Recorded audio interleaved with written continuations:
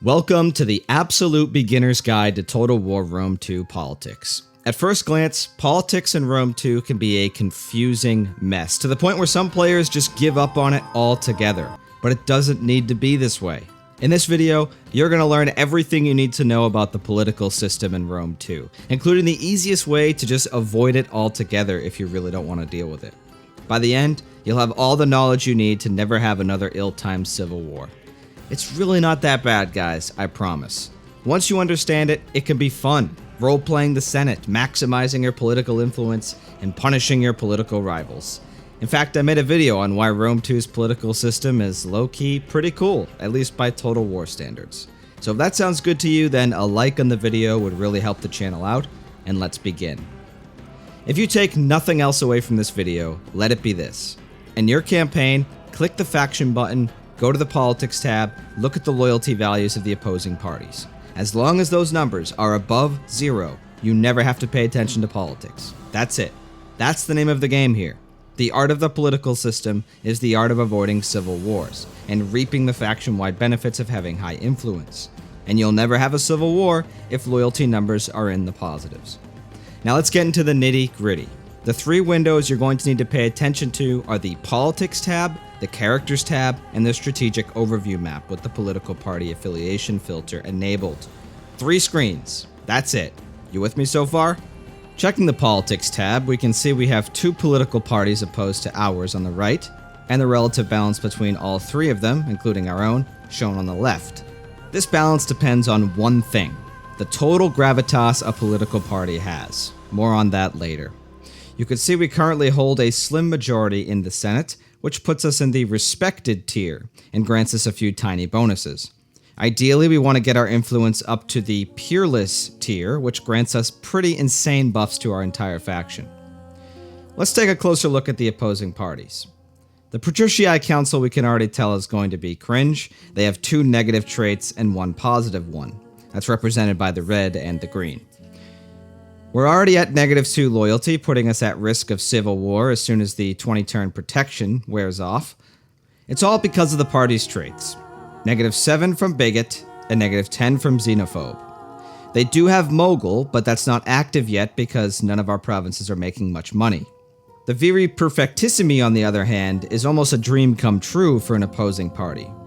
Likes barbarians works out great for us since we begin with diplomatic ties to the Thracians and the Galatians, and traditionalist works for literally everyone because you always want to have as much of your own culture in your provinces as possible anyway. Thirst for power, on the other hand, unfortunately is easily the worst trait in the game. It basically guarantees you a -10 loyalty penalty forever. It's not all bad though, because parties always have 3 traits. 2 of them are tied to the party itself. That's the first 2 here. They will never change unless the party is completely wiped out. The last one, however, is tied to the party leader. In this case, Gaius Sosius. You can see he is the one with the thirst for power trait, so we'll need to Jeffrey Epstein him at our earliest convenience. He will then be succeeded by Pompeius Silo, who has the not great, but also not terrible, pacifist trait. And if this proves problematic down the line, we can always kill him too, and so on and so forth until we end up with a leader who will play ball.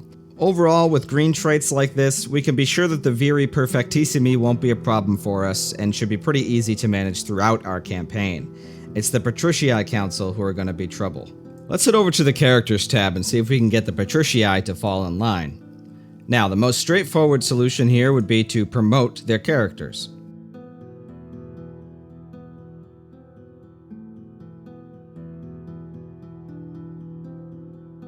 Doing this got their loyalty into the positives, but it also increased their influence up to 39%, which necessarily decreased ours to 42% and bumped us down to the overlooked tier. Now, if we lose any more influence, we'll be down in the disrespected tier, which starts to give us faction-wide penalties, so we definitely don't want that. Now, to offset this, we could promote our own characters, but that will just piss off the Patricii and thus defeat the purpose of everything we just did. The better thing to do is to just wait, keep an eye on them, bide our time until our daughter Antonia comes of age. What is Antonia going to do, you might be wondering?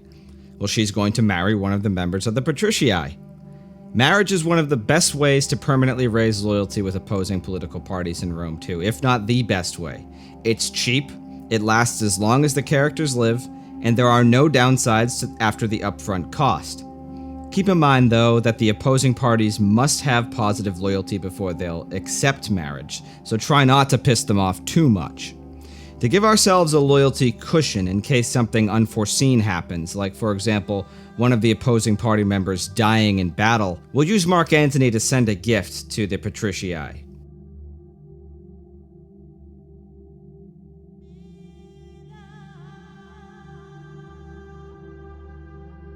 This gave them 2 loyalty at the cost of 600 gold. Note that this is exactly how marriage works too. You click on the character you want to offer, click on the political marriage button, and then click on the character that you want to marry. Take the time to go over and look at these intrigues down here in the bottom right hand corner of the characters tab. What you'll probably find is that around half of them almost have no use case, while the other half can be pretty strong. For example, embezzle funds. You get a nice burst of coins for a small loyalty cost. It's really not a bad trade-off if you can afford the loyalty hit.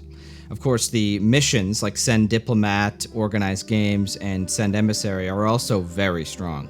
For example, Organize Games can give a whopping plus 10 public order to any province you choose. What about our influence? How do we get that back up? Well, as stated earlier, influence is just the sum total of every character in a political party's gravitas. And to get more gravitas, you do things like promoting your characters, performing political intrigues with your characters, and sending them on missions. Missions are great for more reasons than just gravitas.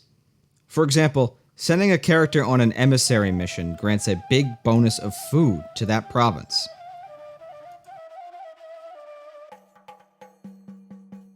Just remember, gravitas equals influence.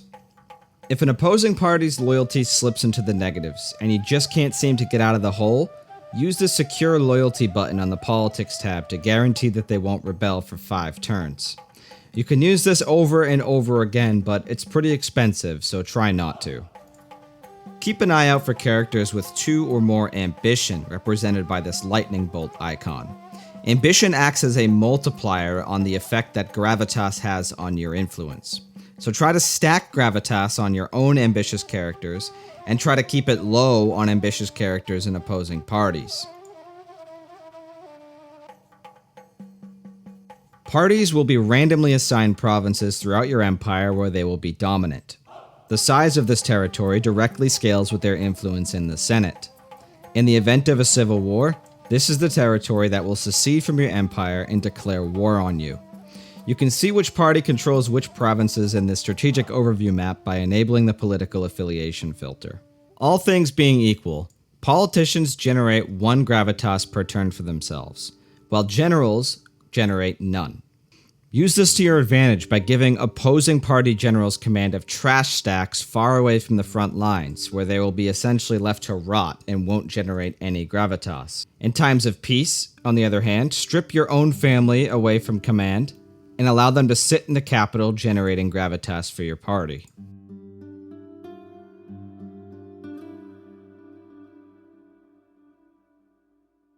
Political parties that are loyal to you provide the provinces that they control with some small buffs.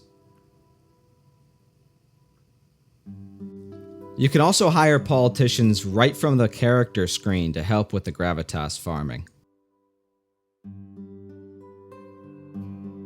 This is a bit cheesy, but if you're at risk of civil war, you can recruit the rebellious characters as generals or admirals and send them out into the middle of the ocean.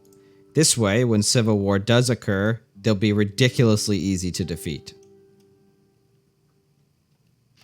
Enemy party members dying in battle will tank loyalty for that party, but winning battles with them will boost it. Remember that all traits are randomized. If you begin a campaign and both of the political parties have negative traits, you can always just restart your campaign and try again. Dignitaries have a skill which increases the loyalty of characters that they're embedded with. They also have one that increases the loyalty of whatever political party controls the province that they're currently deployed in. There are also edicts which do the same thing. And that's the absolute beginner's guide to politics in Total War Rome 2.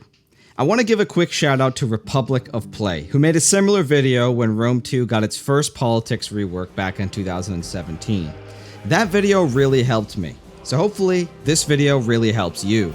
If you enjoyed the video, please leave a like, and consider subscribing to the channel as it really helps me out. Thank you very much for watching. Take care, and I will see you in the next video.